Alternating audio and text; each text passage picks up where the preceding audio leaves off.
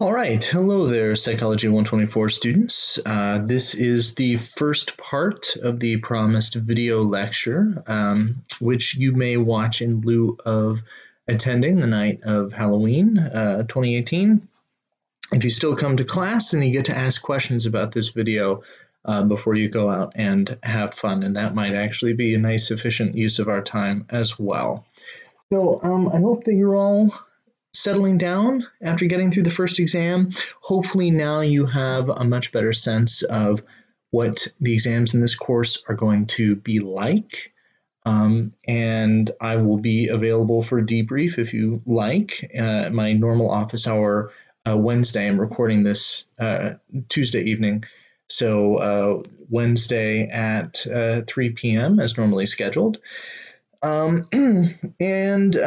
promised, now we are pivoting into the second unit of the course. So whereas the first unit of the course was a smattering of things, the main trunk of it was sort of centered around the idea of word recognition, and in particular word recognition as operationalized using the lexical decision task and various results impacting lexical decision time and various independent variables impacting lexical decision time. Now we're going to progress into an adjacent area in basic psycholinguistics, and what we're going to be examining now is the notion of word naming as considered by the naming task. And just as we did before, we will be sort of looking at the interaction between a set of key empirical results. And by the end of this unit, you'll have been exposed to 5 or 6 key empirical results in the domain of word naming. And we'll introduce, maybe 5 of them tonight in this first lecture. And the interaction of those results with various theoretical models, and especially computational connectionist models, that have been formulated in an attempt to sort of synthesize across those findings and come up with a coherent explanation for them. All right. So our first task with this lecture is to just sort of drill down and identify, what do I mean when I say word naming? This is a technical term in psycholinguistics for a very simple idea. All we're talking about is reading single words aloud. So whereas our word recognition results, based on lexical decision task, were informed primarily by a task that involved looking at a single word on a computer screen and identifying in a speeded sense, right, as quickly as possible, where reaction time was a factor. Is this a word? Yes. Is this not a word? No. In the present case, we're going to be presenting single words aloud on a computer screen, and this is the naming task. So begin somewhat similarly to the lexical decision task. For example, the word on the screen might be sack, and in this case, rather than indicating is that a word, yes, no, your task is simply to verbally produce that word aloud.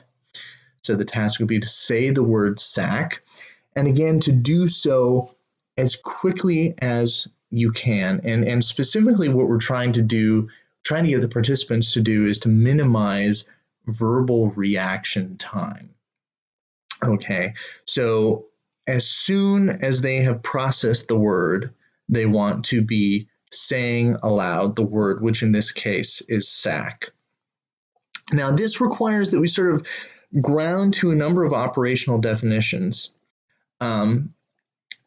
First of all, let me just say that whereas the lexical decision task's key dependent variable was lexical decision time, in this case, the naming task's key dependent variable is what we call naming time, which is the reaction time for beginning the naming response. And all we mean by the naming response is speaking aloud the word on the computer screen.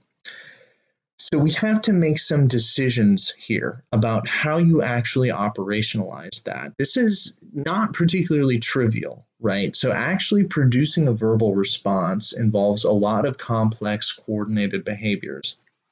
And as we move through this unit of the course, I hope you will be sort of critically interrogating, at least somewhere in the back of your mind, whether the standard approach that's been used in operationalizing naming time has been a good approach or whether it's been a questionable approach. And as you'll quickly find, this exact issue is one of the main issues that the Reading Aloud Laboratory here at UCSC, of which I am a part of, which Alan Kawamoto, who created this course, is the principal investigator.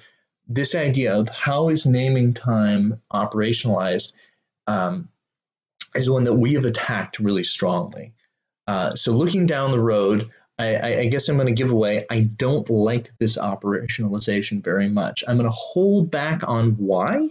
I will have a lecture within the next week or so that sort of comes down on what some of the problems with this might be. But what I hope you will be doing is taking some time to think about what are the potential drawbacks and what are the potential gains? What has drawn researchers to using the particular operationalization that is common to what I'm about to lay out for you? All right. So generally, if you are not a phonetician and if you don't work in the Kawamoto Reading Aloud Lab, the cognitive psychologists who have been working in the domain of word naming, how do they operationalize reaction time for a speech behavior? Well, they do it based on sound, because we have equipment that can record sound with quite good temporal resolution, and this equipment is inexpensive and widely available. So I'm going to be giving here the example of what's called an acoustic waveform. This visualization is sometimes called the oscillogram, so I'm bringing my cursor on screen now. We're looking at the waveform or oscillogram. I'm sure you've all seen this sort of thing before, where this is part of what's called a speech token or a specific verbal response, and the acoustic energy is being plotted as waves going up and down from this sort of central baseline. And I'm not expecting you to understand how that's plotted yet. For the purposes of this lecture, I'll be going over that in more detail when I give a unit on phonetics, which is very, very important in the study of reading aloud. But briefly, what's happening is you know that in any microphone, there's sort of a little membrane whose job it is to get buffeted by the airwaves that are coming across it. And it tends to bend one way and then the other way. So it tends to sort of act under positive pressure, which is plotted by deviations above this central line.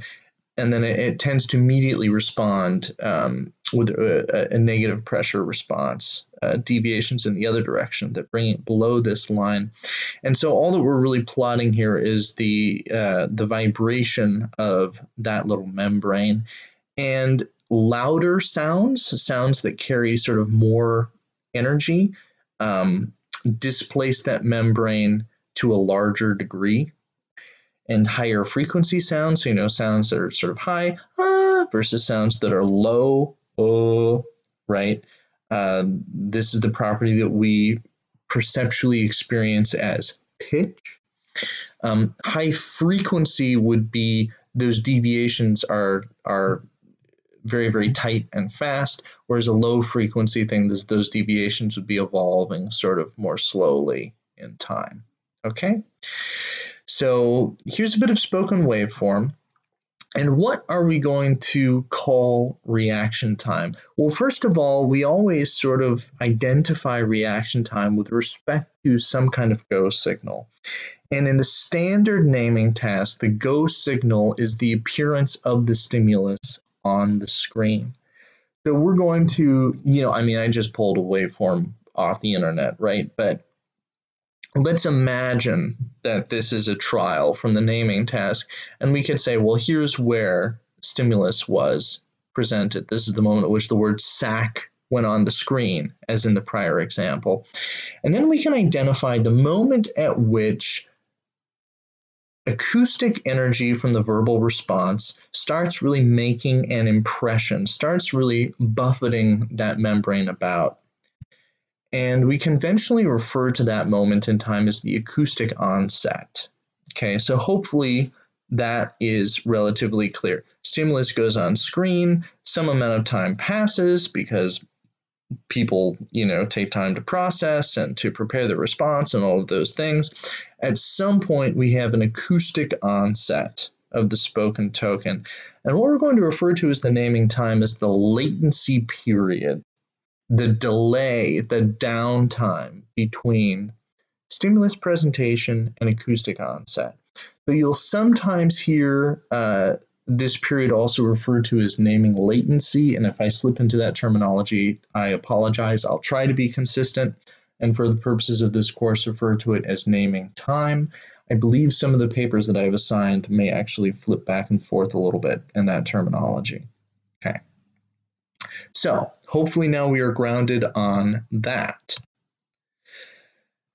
What I want you to start thinking about on the theoretical side, in terms of what's going to have to be modeled, is what additional cognitive mechanisms are involved.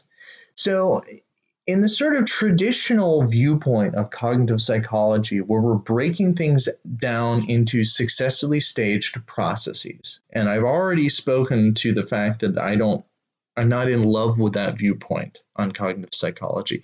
But in the traditional view, you can sort of view word recognition as involving some number of stages, okay, and let's just set aside for a moment what happens when you show people non-words, okay? So let's just say we're dealing with real words, and a word goes on screen, and it takes some amount of time and some set of events for the person to recognize that word. And that's largely what we were probing with lexical decision. Well, now some additional set of processes must occur in the naming task, presumably following word recognition, before the verbal response is then launched. Part of that, of course, is going to involve the recruitment of the motor system to actually drive the speech behavior, the articulation. Most of the researchers working in word naming are not particularly concerned with that component, however. That's another idea that I'm going to revisit rather skeptically and critically, probably about a week from now. But generally, what word naming researchers are trying to study, or at least what they think they're studying, is the computation or the preparation or the processing of the pronunciation. Okay, so the process of the sort of perceptual side, the process of word recognition, which supposedly we were already sort of isolating with things like the lexical decision task, and then joining that up with some successive set of processes that compute the pronunciation. Okay, so those are the mechanisms that traditionally have been of interest and which we are trying to characterize. Okay, so let's start reviewing the important empirical human data, the robust findings that have come up over and over again in word naming. And from now on, I am going to be speaking in terms of the DV of naming time, and I want you to remember that all of these robust classical findings are defining naming time acoustically as we sort of visualized on this prior slide. Okay, so there are three critical findings I'm going to start with, and these three critical findings proceed from two very important independent variables. That may sound paradoxical, but by the end of this lecture, it'll be clear what I mean. So we have three findings based on two important independent variables. And the question is, what are the two traditionally most important independent variables in word naming research? One of them, you can surmise what it is. I bet many of you who watch this video, I bet will already have a guess. Take just a moment to think, based on everything we already sort of reviewed in word recognition, what might one of the most robust, reliable independent variables be for manipulating differences in naming time? If you've intuited printed frequency, you are correct. That is once again, and we come across all of the same issues that we had before, which is to say, well, is it really printed frequency, or is printed frequency a proxy for all of these other things that it might be correlated with? That's super important. You can find, again, people will claim to find there's independent contributions of age of acquisition or of subjective familiarity. Always be carrying all of that in the back of your mind, okay? But for the remainder of this unit, we are just going to take as a given that printed frequency is a strong predictor of effects in naming time, okay? Now, the other classic independent variable we've talked about a little bit on the fringes here and there, but we didn't really look at it as a predictor of lexical decision time, and that is what's called regularity. Exactly what I mean by regularity, I'm going to cover on a future slide. Okay, so for now, we're interested in the effects of printed frequency and regularity on the time to produce the verbal response. So I'm going to ask you to start by making a prediction. This is not a trick question. This is, if you've been basically keeping up with the course, based on how printed frequency impacted lexical decision time, how would you expect printed frequency to affect naming time?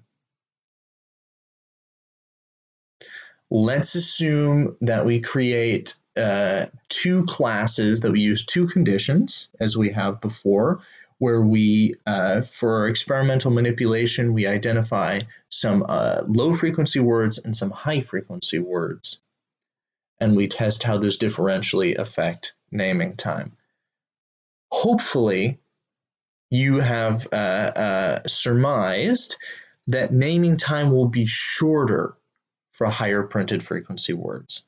So this is exactly the same effect, just as, hopefully, you're sick to death at this point of seeing LDT high frequency lower than LDT low frequency. So it is that naming time for high printed frequency words is indeed shorter than naming time for low printed frequency words. No great surprise, but nonetheless, any theory of reading aloud will have to account for that effect because it is one of the very robust findings. Now, when it comes to regularity, all we're asking is, does a word have a spelling that is consistent with how it sounds? Okay. So in particular in English, we know that the rules are highly, highly inconsistent. So we're going to identify, for simplicity, two classes of regularity. Okay, we're going to act as though, for the purposes of this class, because of course this situation is more nuanced in reality, and we could split a lot of hairs here, but for the purposes of this class, we're going to recognize two conditions for regularity, two levels of the independent variable. One of those is that words are classed as regulars, and those are the words that are pronounced the way that they're spelled, or conversely, as I have on the slide, that are spelled the way they are spoken. So for example, hive, okay?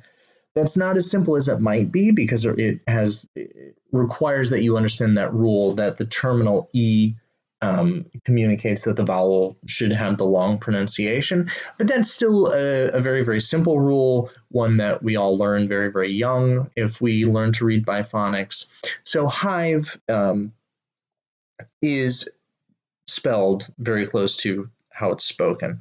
Now I've chosen hive because we can contrast that against an example of an exception word. Okay, and this is the term that I will use most frequently throughout the course. So the exceptions are the words that are spelled in a way that is not consistent with their pronunciation.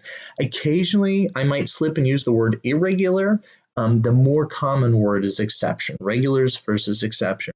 And the reading that I assigned for Wednesday is Alan Kawamoto's 1994 paper, One Root or Two for Pronouncing Regulars and Exceptions. Okay, so the exception in this case would be something like have. Now, have, it may not be immediately clear that that is an exception because that is a very high frequency word. It's so familiar that we almost habitually disregard the spelling to sound rules and just sort of see it as have. But if you take a moment and try and suppress your knowledge of that high frequency word and just view it as a phonics sort of problem, right? If you were following traditional spelling to sound rules, how would you say that word aloud? If you are thinking have, I think you're right. Okay. So hive follows the rules, have doesn't. Now, based on that, again, what effect would you predict? Which class of words should have the shorter naming time? It should be very simple to guess. You should be able to make a very accurate prediction here, because as hopefully you're finding as we move through this course, and this is consistent with reaction time studies, throughout cognitive psychology, the thing that is a little bit weirder, the thing that is a little bit harder to process, tends to, through incurring that larger processing load, incur a little bit more time, a little bit more latency. So in this case, regular words are produced with shorter naming times than exception words. Okay? So the first two big findings are high frequency words pronounced sooner than low frequency words, regular words pronounced sooner than exception words. These are both fairly memorable and easy effects, but I said that there were three effects involving our two major independent variables. And so the question is, well, gosh, how can we have a third finding involving these same two independent variables of printed frequency and regularity?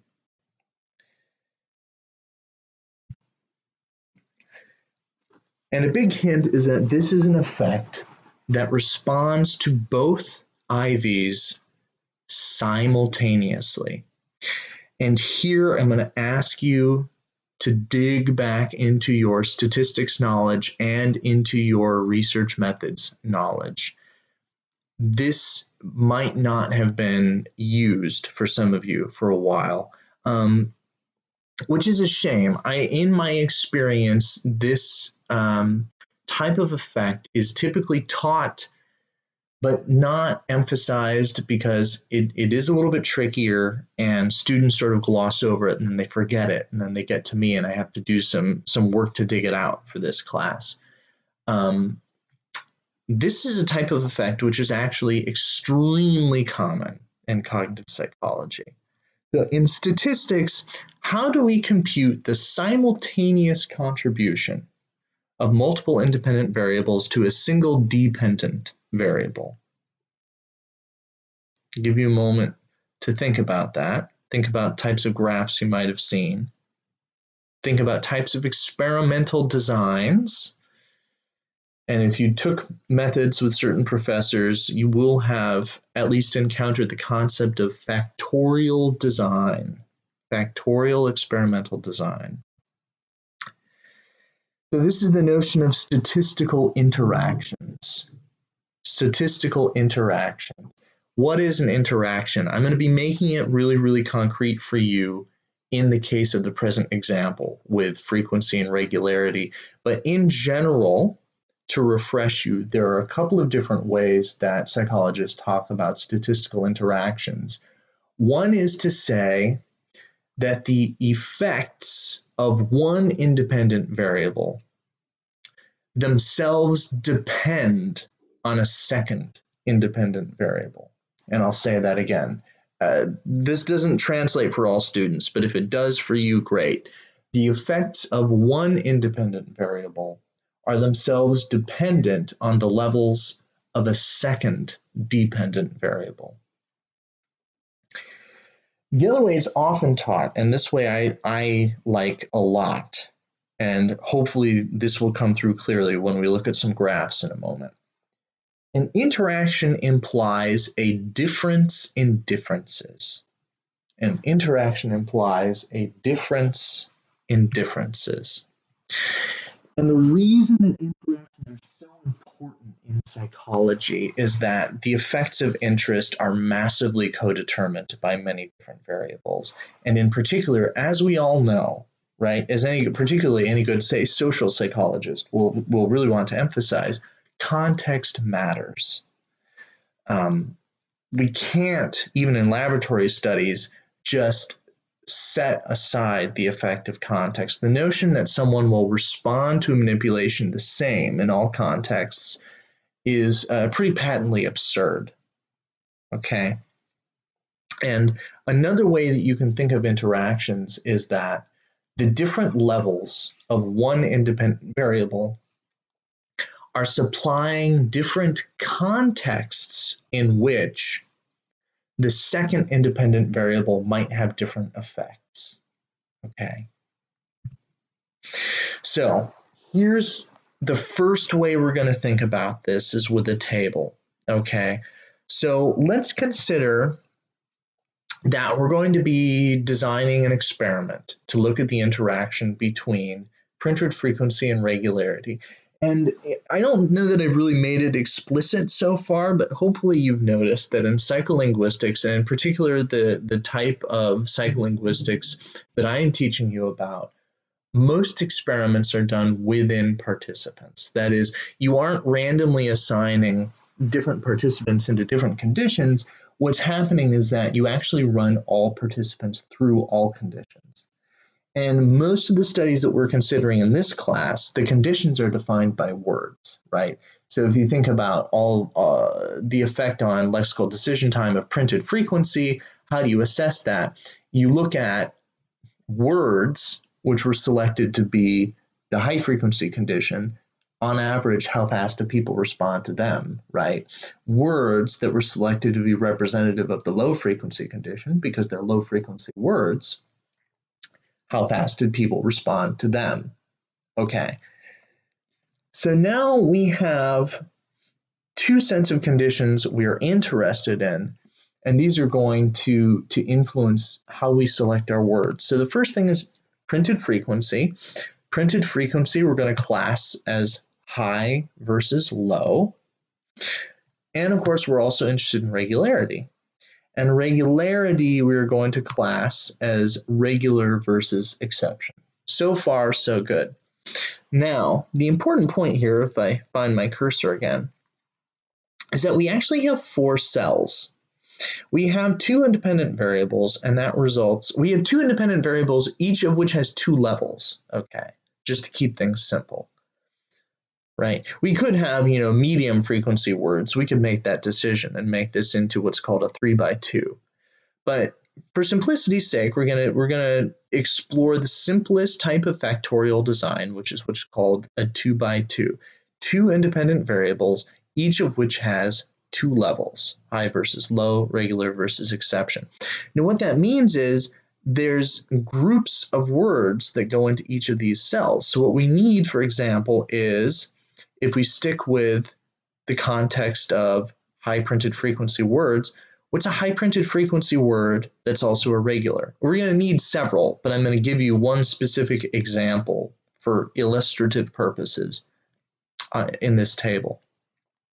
So what's at least one high frequency word which also has a regular pronunciation? And the one that I've selected is made. Okay. So made, a word we use most every day. The spelling to sound rules are perfectly consistent. Now, do we have high frequency words that are exceptions? We do. I've already shown you one on the previous slide, so I'm just going to reuse it again here, which is have. Again, not have, have.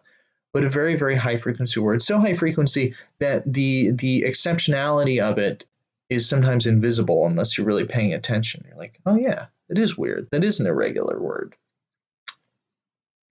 Now, we can go over to the low printed frequency side and say, what's an example of a low printed frequency word which nonetheless has a regular spelling? Okay. One example would be brash. Brash is a word that we don't encounter that often. Even if you've never seen that word and it's low frequency enough you might not have seen that word, you can intuit very correctly how it should be pronounced based on the phonics. Okay, brash. And the final example that I'm going to give you is what is an example of a low frequency word which also has an exceptional spelling. And I've chosen this word because it's going to figure so prominently in so much of this unit. This is a word that it turns out psycholinguists have been really, really interested in for lots of reasons, which hopefully will become clear as we go along. And this is the word pint. Pint is in pint of beer. And that's not the only reason that psycholinguists find it interesting. Now, again, just to emphasize, why is that an exception word? So take a moment to think about how that would be pronounced if it fit the normal spelling to sound correspondence rules. Okay, and of course the answer is that it quote unquote should be pint, but it's not, it's pint. So each of these words has a status along each of these variables, right? All words, they're classed along multiple dimensions simultaneously, okay?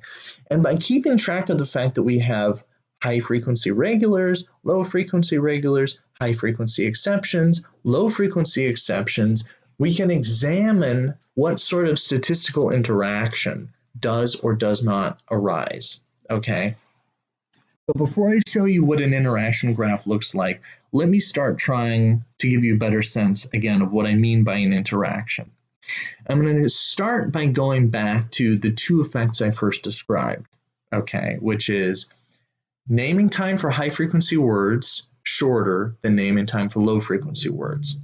What does that mean? That is what we call a main effect.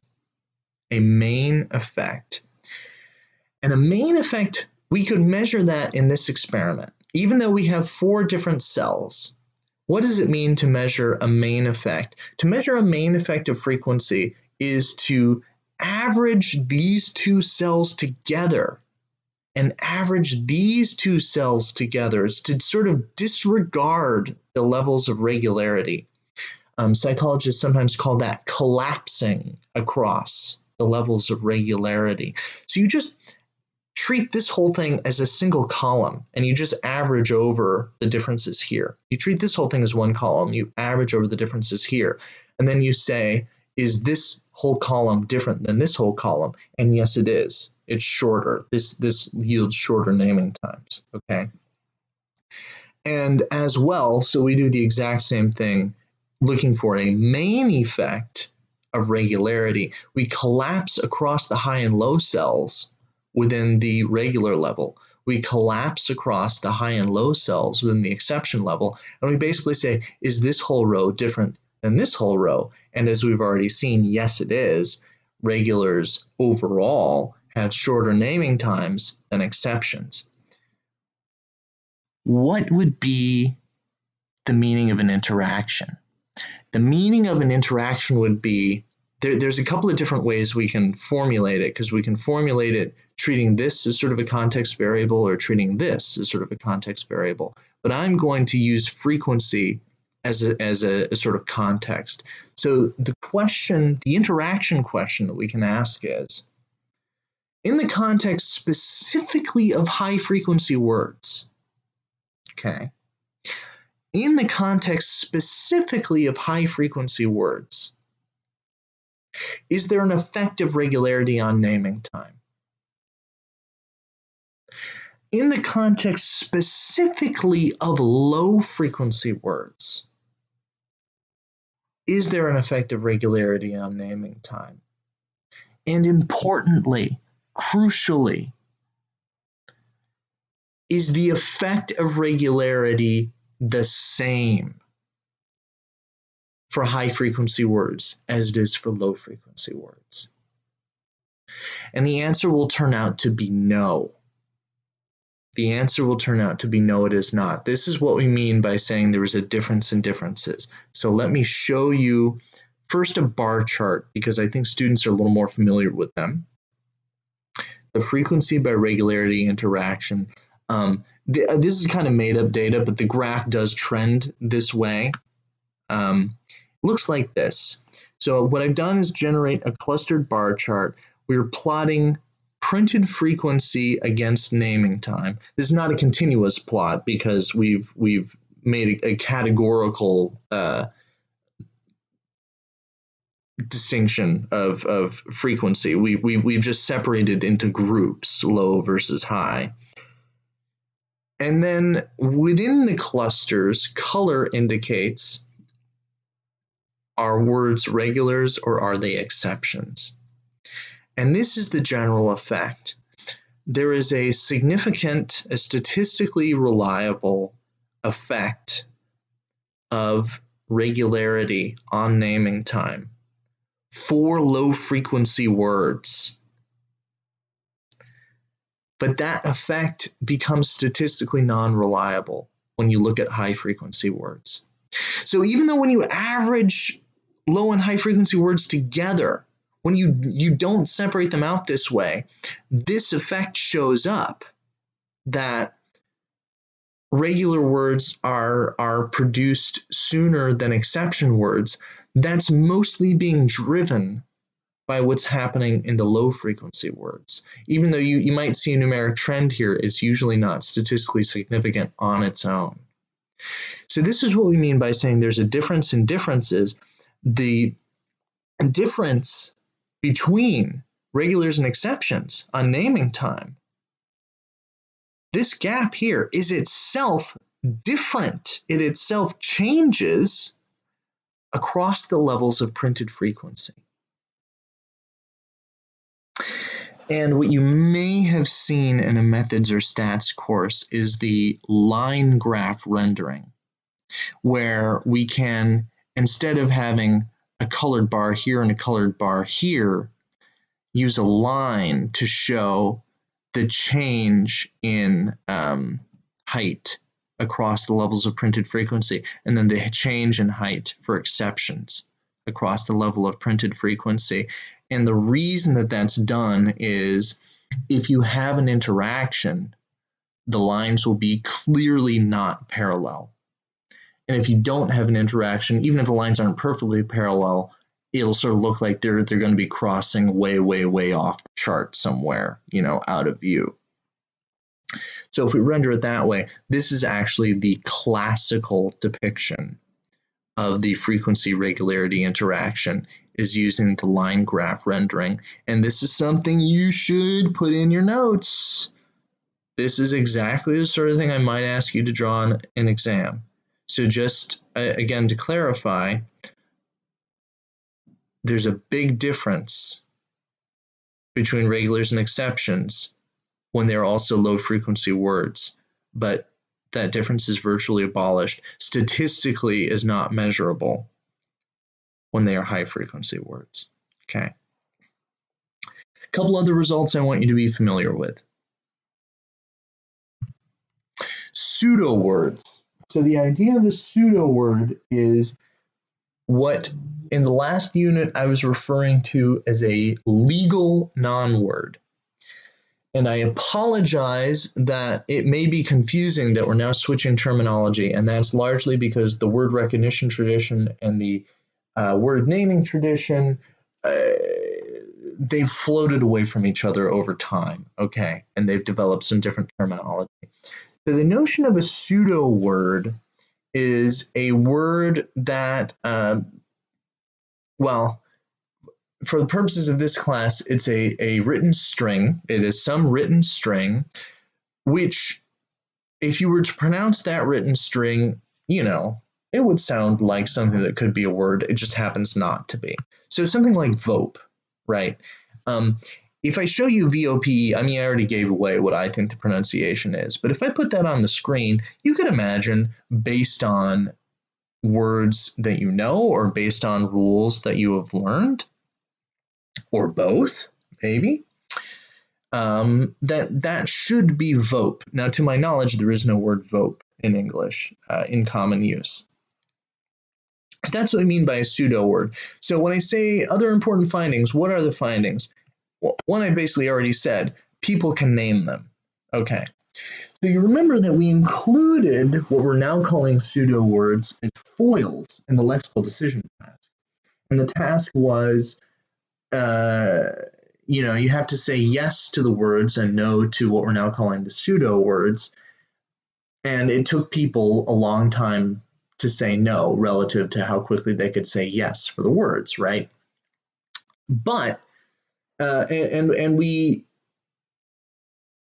went to pains to discuss whether or not there were sort of lexical entries, that is, whether there was anything sitting in the bin in Forster's model, or whether or not there was a node present in the interactive activation model. And in both cases, we said no.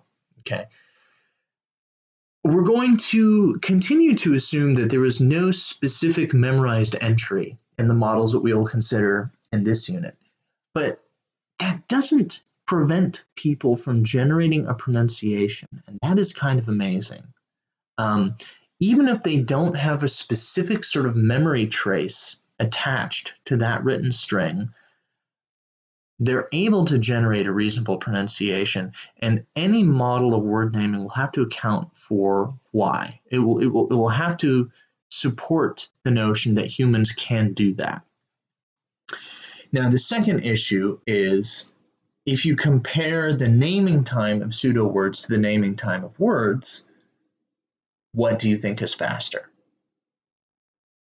Again, we can go back to the previous unit and the results from lexical decision time and just carry over the results and assume that'll be a reasonable prediction, and in fact, that's true. So naming time of words is shorter than naming time of pseudo words, but importantly, and I view this as, in some sense, a separate finding, pseudo words are nameable, and that is an important thing that a model will have to account for. One more finding before we're done with this part of the lecture for today. And this result is a little bit involved, not necessarily as involved as explaining interactions, when I assume that students are less familiar with them. But it's a result that it makes a lot of sense, it's interesting, but it's sort of hard to get across even what it means. Let's go back to the word pint, which, as I have mentioned, is a low-frequency exception. Now think about how I described the naming task, and similar to the lexical decision task, you're put under time pressure to give a speeded response. Often what I do in my own naming experiments is to only present the word on the screen for something like 700 milliseconds. So if people haven't started, getting all their equipment ready to go to produce this word, they don't continue to even see the stimulus. So they're forced to be sort of right on top of it, to be going quickly, okay? Now you see this string PINT show up on the screen, and you have to respond fast as possible. What sorts of errors might you make? Well, it turns out that there is an error that is very common when pint goes on the screen. Given the error rates in cognitive tasks like naming tasks, because we're testing college undergraduates who are sort of by definition really expert readers, like really, really expert readers, this is something you do really well. You don't make lots of mistakes reading aloud, especially with words that aren't that weird. And pint is a word that most people have seen. You get something like a 25% error rate, which is absurdly high. And what is the error? The error is that people say pint. Now, that's very interesting. That's not the result, though. That's not the result. That's not the key finding I want you to know. That's sort of a prerequisite to the key finding. So to understand the key finding, you first have to understand that about up to a quarter of the time, if you show people the word pint and they're acting under time pressure, they say pint. And these are people who know the word. It's not that they don't know. It's that they're making a mistake. Okay. Now, this is called a regularization error. It is pronouncing the string as though it were regular. It's applying the spelling to sound rules instead of retrieving the exceptional pronunciation that they have memorized. Okay. And this isn't specific just to pint. This is in general a thing that happens in the naming task with low frequency exceptions, is that you very commonly get these regularization errors. So for example, you might, well, I'd have to think of another low frequency exception. People won't say have, but that's because have is high frequency. Okay. So for other low frequency exceptions, you get similar regularization errors. This is the thing though. This is the result, okay, that I want you to bear in mind. And we're going to go to some pains to try and explain why this might happen in the context of the models that we'll review. When regularization errors happen, naming times are shorter than the correct response. That is, if you set aside all of the tokens where a participant said pint and compute an average naming time, and you compare that statistically against all the correct tokens where people said pint, the average naming time for the pint responses is shorter than the average naming time for the pint responses. You might wonder why we care, and the answer is that typically in psycholinguistics specifically, and in cognitive science more generally, error responses are produced with longer latencies. That is generally the finding, that you took some time to process and then things broke down and you produced the wrong response anyway because you were on such a great processing load that it took you a long time to do something and you still miscomputed. This is an example of a type of error response that is quite robustly produced fast compared to the correct type of response. And once again, this specifically applies to low frequency exception words. Okay. All right, so that concludes part 1 of the video lecture. This has been a general review of key results in the naming task. Thanks, everyone.